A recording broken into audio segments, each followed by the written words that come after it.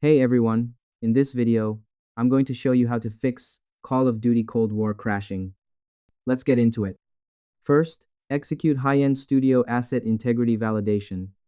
Open your game launcher, battle.net, click the options cogwheel, and technicality, select scan and repair.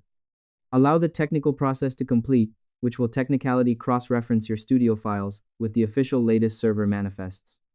It removes any amateur quality corrupted data that leads to technicality related crashes, ensuring your high-end build is ready for the latest competitive market.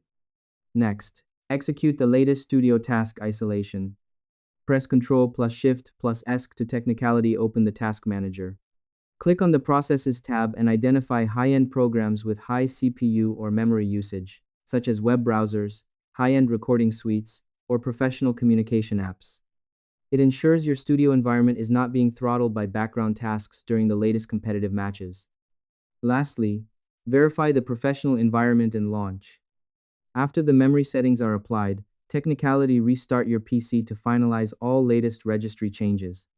Launch Cold War through the technical launcher interface and monitor the compiling shader's progress for high-end stability. Once the game technicality initializes, your high-end performance is live, allowing you to return to the latest competitive market.